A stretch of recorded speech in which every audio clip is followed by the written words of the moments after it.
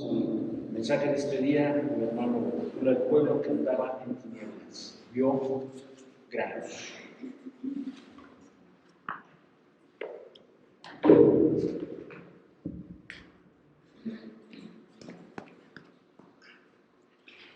Gracias a Dios, hermanos. Gracias por yo sé que muchos de ustedes se desvelaron, muchos tal vez están cansados, fatigados porque preparar la cena, los romeritos, el bacalao, no sé, todo lo que cenaron y que tal vez algunos se arrepienten de la cena que dieron por las calorías o por lo que haya sido.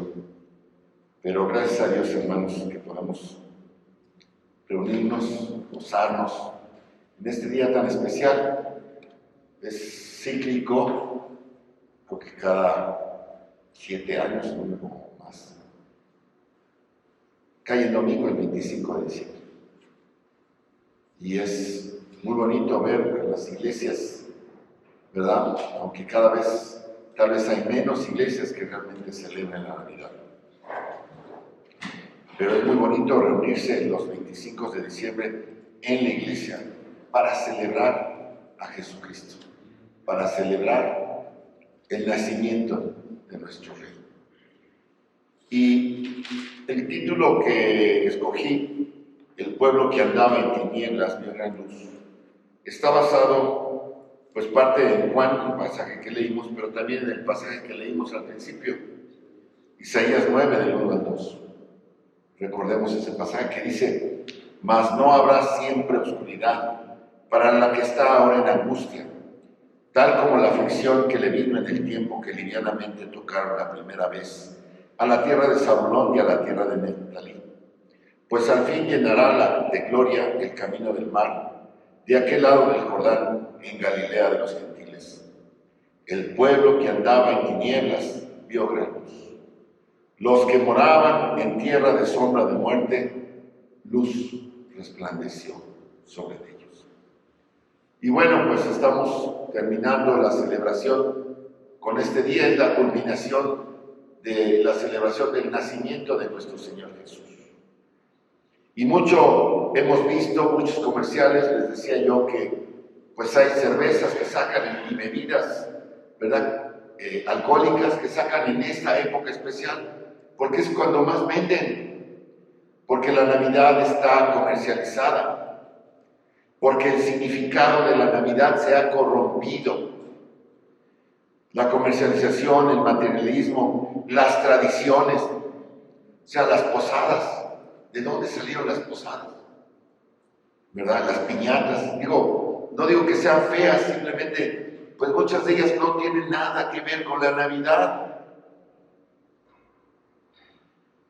Y muchas otras cosas han provocado que esta fiesta ya no tenga el significado que los cristianos sabemos y que el mundo entero ha olvidado. Lo último que escuché,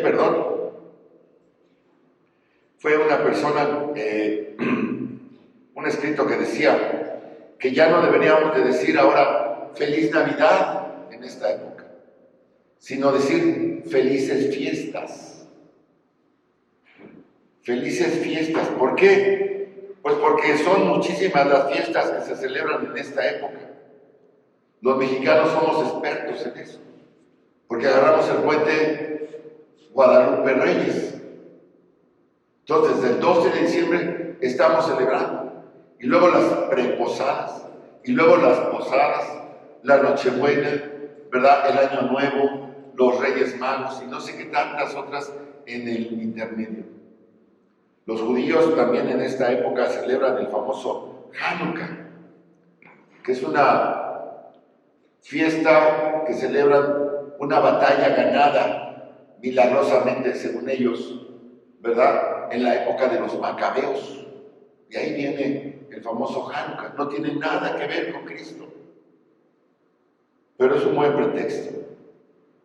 Son demasiadas celebraciones y la mayoría son pretextos para fiestas, comidas, desayunos, compras, desenfreno, para celebrarse La felicidad es que te vaya bien, que tengas mucho éxito, que todos tus deseos se cumplan. Eso es lo que la gente se saluda. Celebran su éxito o sus fracasos. Ay, que el año próximo ya no te vaya tan mal. Que ya se acabe la pandemia. Su bienestar, su salud. Y todo se trata, si vemos realmente esas fiestas, esas celebraciones, del famoso yo-yo. De yo. Y quiero celebrarme a mí. Y todo esto hace que la Navidad pierda su identidad. Y desgraciadamente, y en muchas ocasiones, los mismos cristianos nos unimos al montón de celebraciones, haciendo a un lado el significado y el mensaje verdadero de la Navidad. Cuando Jesús llegó al mundo como un bebé, todos conocemos la historia. Pero en ese entonces, en ese momento, hace 2022 años, más o menos, 2026, unos, 2023, otros, en fin, más o menos 2020 y tantos años, pocos, muy pocos se dieron cuenta de que Jesús había nacido. Su mamá, su papá, ¿verdad? La Biblia nos menciona de los sabios que llegaron de lejos, esos magos que llegaron de Oriente, ¿verdad? Y que llegaron a adorar al niño. La Biblia nos habla de un grupo, no sabemos si pocos o muchos, pastores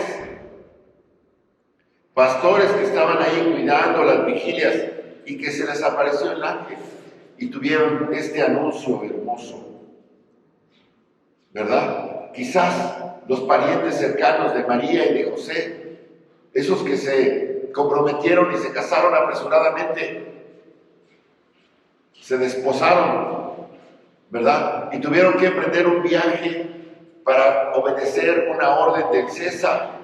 Ya nos decía nuestro hermano el domingo pasado, ¿verdad? Para obedecer Entonces ellos, pues pocos sabían realmente contarlos, eran poca gente la que sabía del nacimiento de este niño, de este Mesías.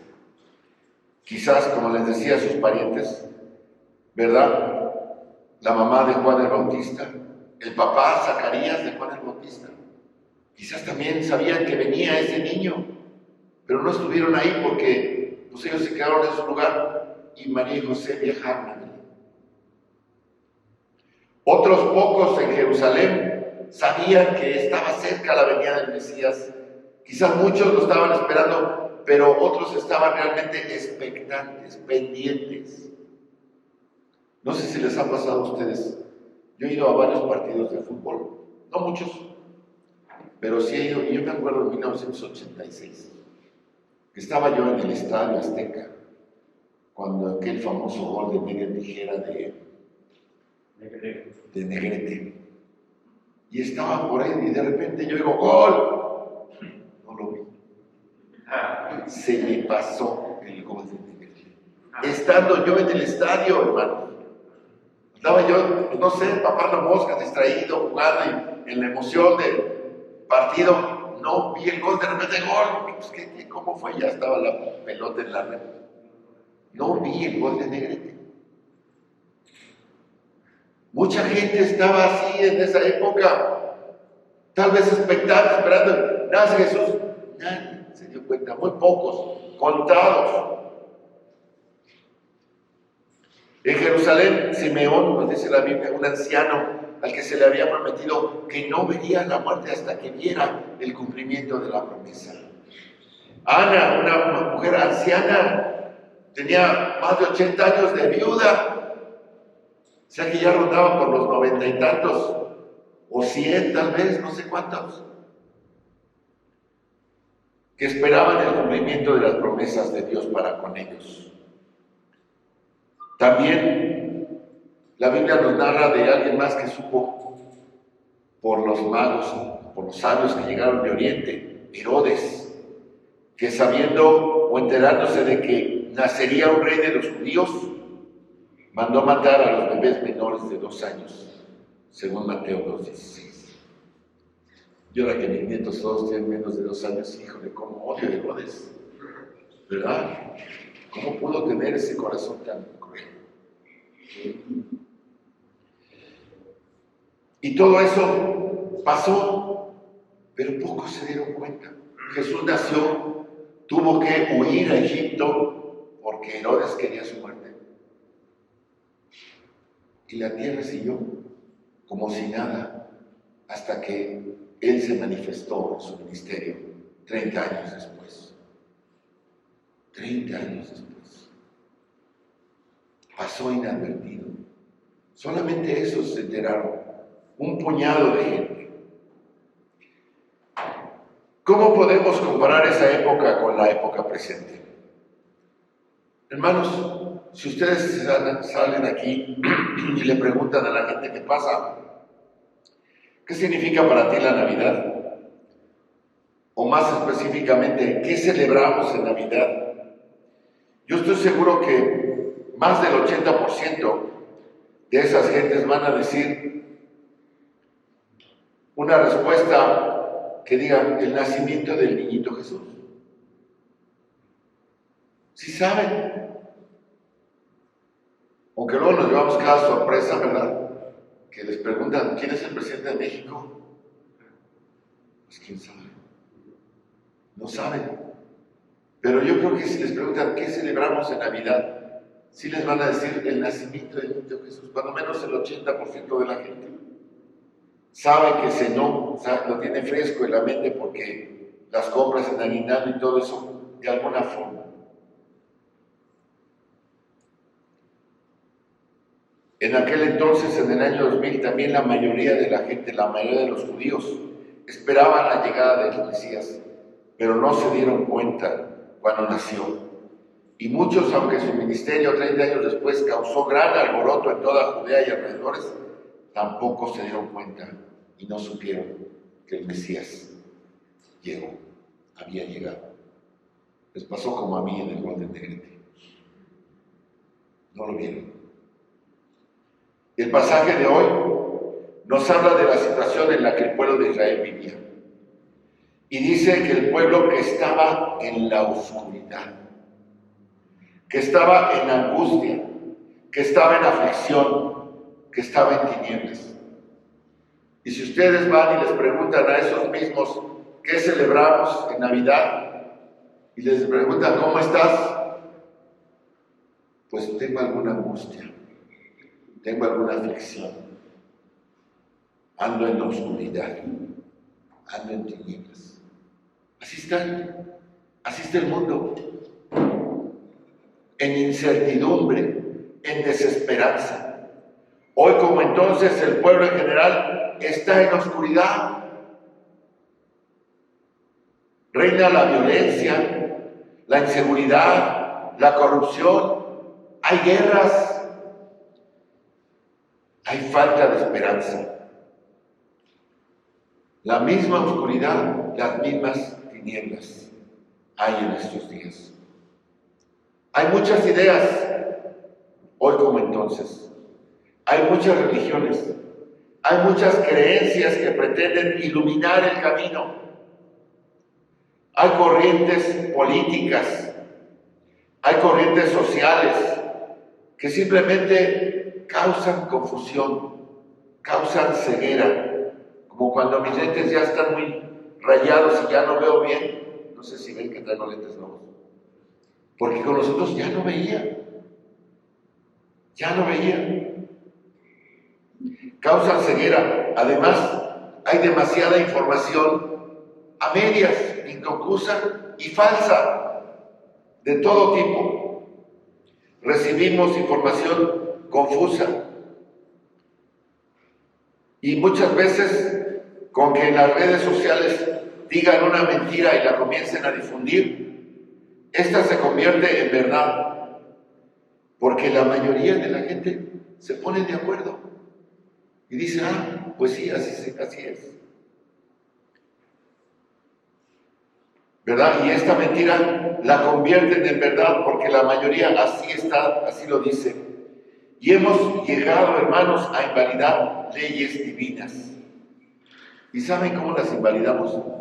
En pro de los derechos humanos. E incluso los gobiernos hoy en día se están atreviendo a perseguir a quienes se atreven a defender los valores bíblicos. Hay polarizaciones. Quienes están a favor, quienes están en contra. Simplemente veamos nuestro país. Muchos creen que las cosas van muy bien y otros creen que las cosas van muy mal. A nivel mundial, esta semana, el asunto de Perú es un enredo político, ¿verdad? Que ha causado conmoción en toda América y que ha dividido unos países para acá y otros países para allá. Y vemos la sociedad en general cómo vive con esas características constantes de aflicción, de angustia, de oscuridad. ¿Por qué? Porque todavía andan en tinieblas. El pueblo que andaba en tinieblas, Temisco andaba en tinieblas, Morelos, Cuernavaca andaban en tinieblas, o andan. ¿Y qué es andar en tinieblas? ¿Alguno de ustedes ha intentado andar en tinieblas, en una completa oscuridad? Caminar en la oscuridad, no poder ver el camino, no saber a dónde va. El pasaje de Isaías dice que el pueblo andaba en tinieblas y es algo importante porque no podían caminar. Fíjense un poquito antes en Isaías 8, donde se refiere, de donde toma Isaías esta idea del pueblo que andaba en tinieblas. Dice en los versículos 19 al 22 del capítulo 8 de Isaías, dice: y si os dijeren, preguntad a los encantadores, a los adivinos que susurran hablando, responded. ¿No consultará el pueblo a su Dios? ¿Consultará a los muertos por los vivos? A la ley y al testimonio. Si no dijeren conforme a esto, es porque no les ha amanecido.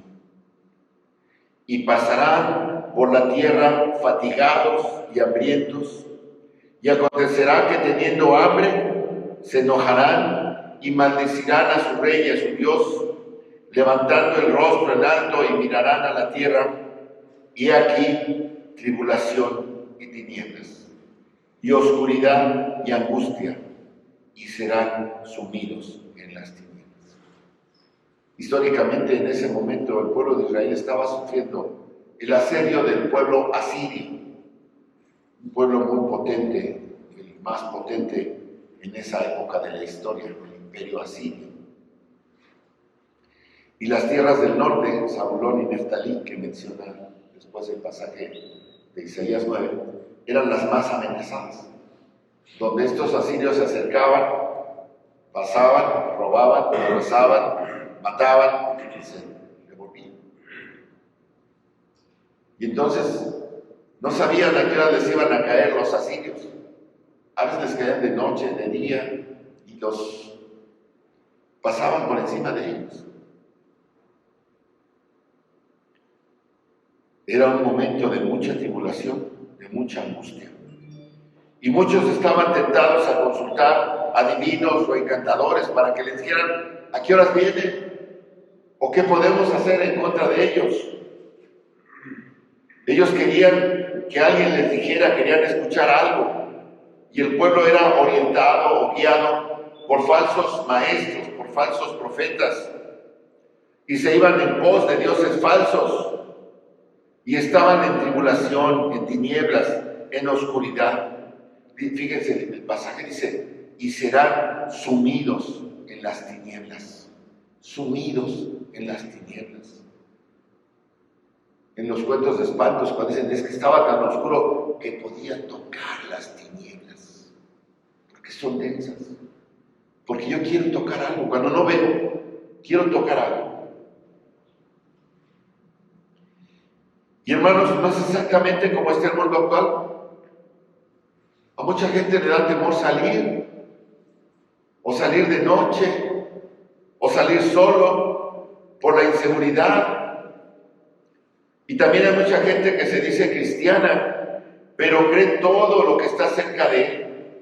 Bueno, sí soy cristiano, pero por si las dudas me llevo mi amuleto de la suerte. O por si las dudas también le rezo a fulanito, a sutanito. O por si las dudas hago tal cosa o dejo de hacer tal cosa. Se agarran de todas las cosas, la gente se agarra de cualquier cosa para aferrarse y tratar de salir de su oscuridad. Y todo el mundo va en pos de aquel que le dice que le va a ir mejor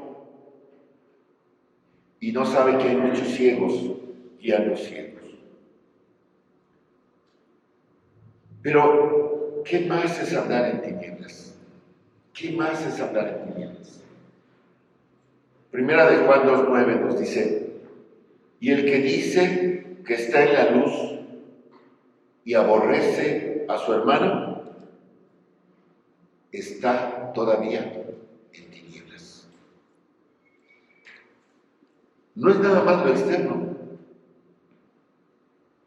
No es nada más que no hay luz afuera y que aunque abra mis ojos no veo nada. También es lo que está dentro.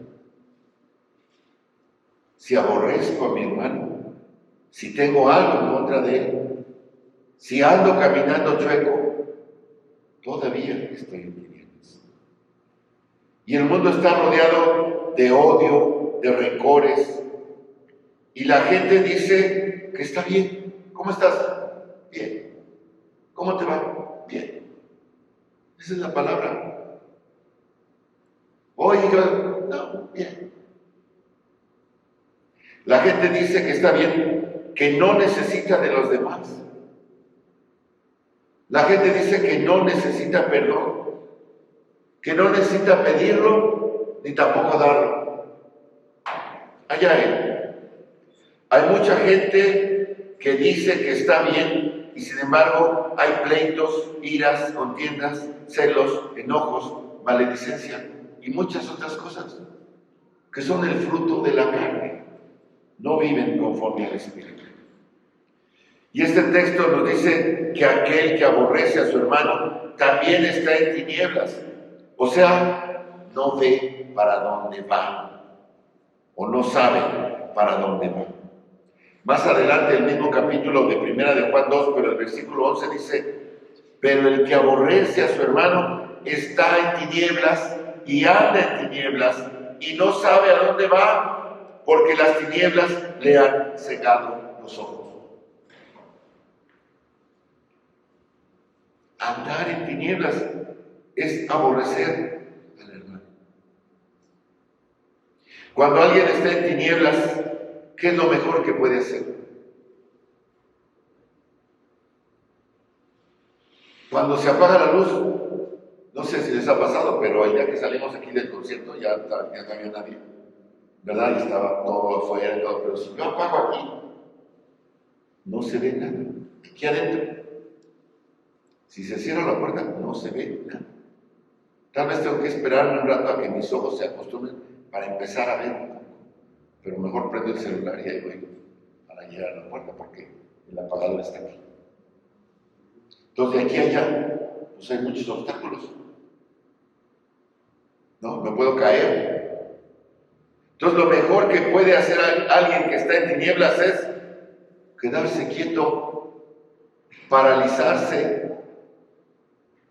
Porque si se mueve para adelante o para atrás o a un lado, puede caerse, puede chocar, puede tener un accidente, puede tener que estar en una situación peligrosa porque anda en tinieblas.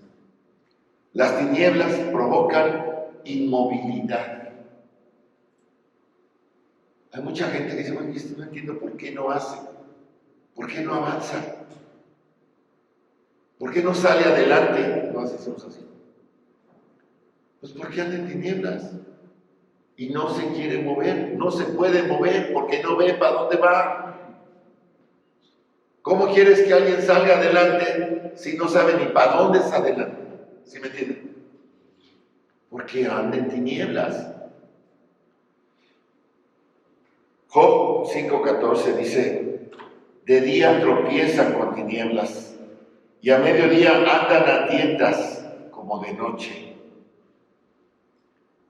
Así anda la humanidad, así andan los de afuera, a tientas como de noche. Isaías 5:20 dice, ay de los que a lo malo dicen bueno y a lo bueno malo, que hacen de la luz tinieblas y de las tinieblas luz, que ponen lo amargo por dulce y lo dulce por amargo. Y este texto nos dice cómo estamos viviendo hoy, cómo el mundo está viviendo hoy en día. El mundo está en tinieblas. Se permiten, se aprueban leyes que permiten abortos y toda clase de perversiones en pro de la libertad y de los derechos humanos. Pero la luz revela lo que hay en tinieblas. Daniel 2:22 dice, Él revela lo profundo y lo escondido, conoce lo que está en tinieblas y con Él mora la luz. Entonces, hermanos, lo mejor que alguien que está en tinieblas puede hacer es quedarse quietos y esperar que alguna luz nos ilumine, que alguna luz nos alumbre. Por eso es que vemos que cualquiera que le da una velita o algo a alguien, ahí va y lo jala al precipicio. Por eso hay tantos que siguen ideas falsas. Por eso hay tantos que no conocen a Jesucristo.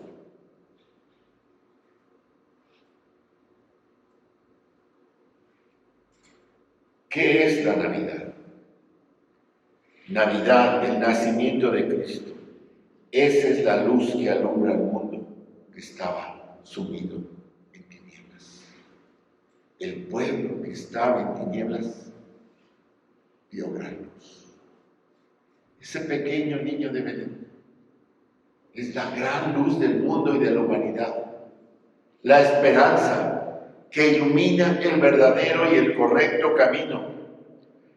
Eso celebramos. Cristo vino a dar luz para poder salir de las tinieblas. Eso celebramos.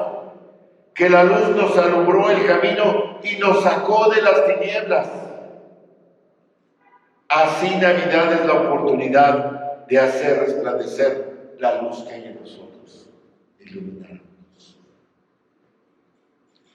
Juan 12:35 dice, Jesús les dice a sus discípulos, aún por un poco está la luz entre vosotros. Andad de tanto que tenéis luz, para que no os sorprendan las tinieblas, porque el que anda en tinieblas no sabe a dónde va. Ya están todos aquellos afuera que no saben a dónde van. Hermanos, el día de hoy, esa luz que anunció Isaías, que resplandeció al pueblo, el día de hoy, esa luz que nació en Belén y que muchos dejaron pasar, que no vieron, esa luz que nació en Belén está encendida hoy en el corazón de cada cristiano. Y esa luz es la que debe alumbrar al mundo que está en tinieblas. Cristo dijo en el Sermón del Monte, vosotros sois la luz del mundo. Y una ciudad asentada sobre una montaña no se puede esconder. Así es su luz, hermanos. No la podemos esconder. Hay muchos cristianos que se quieren ocultar.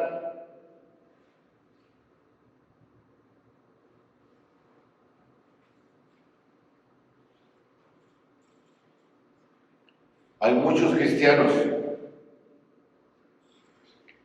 que quieren apagar su luz, que no la quieren dar, que están ocultos, que no alumbran el camino de aquellos que andan en tinieblas. Y desgraciadamente los dejan caer y tropezar. Y muchas veces aún a los que ellos más quieren, no son capaces de alumbrarles el camino, por miedo a sostener un valor, a sostener una conversación, a dar un testimonio, a invitarlos. A veces la oposición es abierta, pero no tenemos que dejar de luchar. Fíjense ustedes qué dice Efesios 6:12, dice: porque no tenemos lucha contra sangre y contra carne, sino contra principados, contra potestades, contra gobernadores ¿de qué? De las tinieblas de este siglo, contra huestes espirituales de maldad en las regiones celestes. Hermanos, tenemos que reflejar la luz de Cristo para poder luchar. Para poder reflejar la luz de Cristo, debemos que vencer nuestra carne. Y entonces dejaremos actuar a esa luz que está en nosotros, sin que hagamos algo adicional. Porque esta lucha, la lucha espiritual, la va a vencer la luz de Cristo. No nosotros, no tú, no tu sabiduría, no tu persistencia, no tu paciencia. La va a vencer la luz de Cristo que hay en ti. Fíjense ustedes, cuando Dios inició la creación, ¿qué fue lo primero que hizo? Génesis 1. ¿Qué dice Génesis 1? ¿Qué fue lo primero que hizo Dios? Dice: en el principio creó Dios los cielos y la tierra. Y la tierra estaba desordenada y vacía, y las tinieblas estaban sobre la faz del abismo. Y el Espíritu Dios se movía sobre la faz de las aguas. Y dice el versículo 3, y dijo Dios que sea luz. Y fue la luz. Y vio Dios que era buena.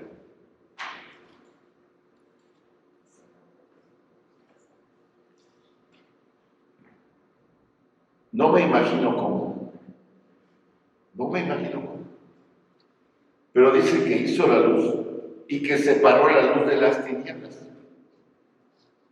No, mi mente no alcanza a entender eso. ¿Cómo es que hizo la luz?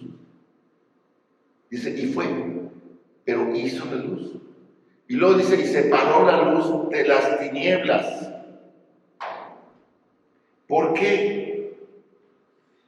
Y estudiando estos dos versículos, dije, bueno, es que Dios realmente no necesita luz. Él es luz, pero Él no necesita luz para caminar. Dice que su espíritu, al principio, se movía sobre la faz de las aguas. No dice que se tropezara, no dice que se equivocara de camino. Se movía libremente. Pero después hizo la luz. ¿Por qué hizo la luz?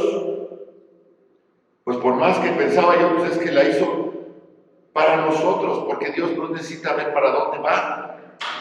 Pero la luz la hizo para nosotros, para que andemos en el camino que Él nos traza, para que andemos en buenas obras. Efesios 2:10, porque somos hechura suya, creados en Cristo Jesús para buenas obras, las cuales Dios preparó de antemano para que anduviésemos en ellas. Yo me imagino que cuando dijo, hágase la luz, dijo, ya está el camino, ya están las obras que les estoy preparando a todos ustedes. Desde entonces hizo eso Dios. Dice que Él preparó de antemano, desde el principio. Desde entonces la luz de Cristo tiene un propósito. La luz de Dios tiene este propósito. Así que, hermanos, pues Dios hizo la luz, Dios separó la luz de las tinieblas y Dios nos pide que presentemos batalla, que nuestra lucha, que no es ni contra carne ni contra sangre, sino contra principados. Dice, pero no les voy a dejar solos. Debemos presentar batalla para dar luz a quienes andan en tinieblas. Ese es el propósito de las batallas. No es para vencer a mis gigantes. No es para vencer mis debilidades. Para hacer eso lo único que se requiere es obediencia a Cristo. Obediencia a Cristo. Pero la estrategia de la batalla espiritual es muy sencilla y está en 1 Timoteo 6, del 11 al 18. Mas tú, oh hombre de Dios, huye de estas cosas. Caray, qué estrategia tan rara. Y sigue la justicia, la piedad, la fe, el amor, la paciencia, la mansedumbre. Pelea la buena batalla de la fe. Entonces no tengo por qué enfrentarme en esas ligas que no conozco, sino que la buena batalla es de fe, echando mano de la vida eterna. Justicia, piedad, fe, amor, paciencia, mansedumbre. Esa es la estrategia. Pablo presenta la estrategia de la batalla en contra de los gobernadores de las tinieblas, en contra de las huestes espirituales de maldad. Esa es la estrategia. Y podríamos pasarnos aquí el resto del día estudiando esa estrategia de qué hacer. Podríamos quedarnos toda la tarde estudiando esta estrategia del Espíritu Santo y de Pablo, pero será en otra ocasión. Hermanos, hoy quiero que nos quedemos con la inquietud de que cada uno de nosotros tenga la necesidad de que su luz alumbre a otros al camino de Jesús, de que tu luz alumbre a otros a la Navidad, a que Cristo nazca en los corazones de todos. Mi verdadera Navidad fue el día que Cristo nació en mi corazón, el día que yo le abrí las puertas y dejé que Él entrara a gobernar mi vida. Esa fue mi Navidad. Ese fue el mejor regalo de Navidad que he tenido.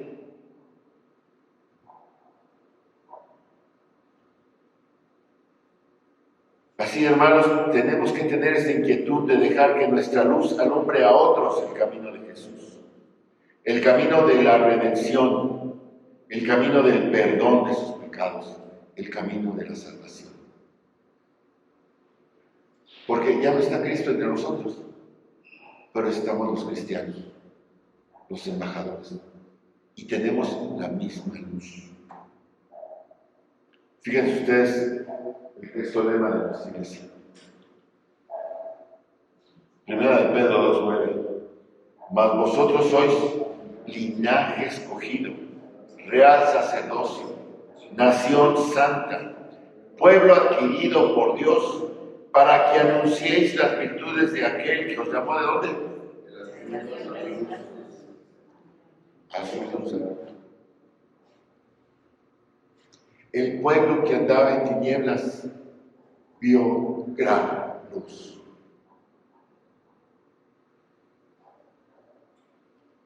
Hoy debemos anunciar a quien nos sacó de las tinieblas, a quien nos llamó y nos atrajo a su luz admirable. Y puedo andar con esperanza, con certidumbre, con confianza y pudiendo llevar a otros al mismo camino por el que voy caminando en Cristo Jesús, hermanos. ¿Por qué?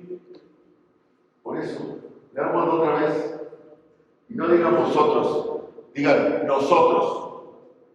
Mas nosotros somos linaje escogido, real sacerdocio, nación santa, pueblo adquirido por Dios, para que anunciéis las virtudes de aquel que os llamó de las tinieblas a su luz. Hermano, vete con esa convicción, que esta Navidad, la luz de Cristo que está en tu corazón, alumbre a otros también, y los atraiga y los saque de esas tinieblas, porque es muy feo andar en tinieblas. Así que pidámosle al Señor que nuestra luz esté encendida y que podamos guiar a otros a Jesucristo. Oremos. Bendito Padre Celestial, te alabamos, Señor, y te damos muchas gracias por tu amor. Gracias, Padre, por Jesús que vino a nacer, Señor, que vino a nacer en Belén hace tanto tiempo, Señor, para sacarnos de las tinieblas, para traernos a su luz admirable, para enseñarnos a pelear la buena batalla, para seguir adelante, Señor. Queremos que esa luz de Cristo nos ilumine no solamente a nosotros, sino que a través de nosotros pueda ser usada para alumbrar el camino a otros, Señor, para sacar a muchos de la oscuridad. Ayúdanos, Padre, a obedecerte, a reflejarte, a servirte, Señor. Y que esta Navidad podamos no solamente gozarnos por esa maravillosa salvación que tú nos has dado, sino que podamos también gozarnos con otros por esa maravillosa salvación que hemos compartido, Señor. Y gracias porque podemos llegar, podemos tocar, podemos estar con gente que está sensible, Padre. Y Señor, si las puertas se cierran, Padre, permite que nuestra luz alumbre, que nuestra luz guíe, y que el día que ellos quieran abrir sus ojos, esté ahí la luz presente, Señor, para guiarles a perdón, a redención, a salvación, a vida eterna, Padre. Todo esto te lo pedimos en el nombre de tu Hijo amado, Cristo Jesús. Amén. Amén, hermanos. Dios los bendiga.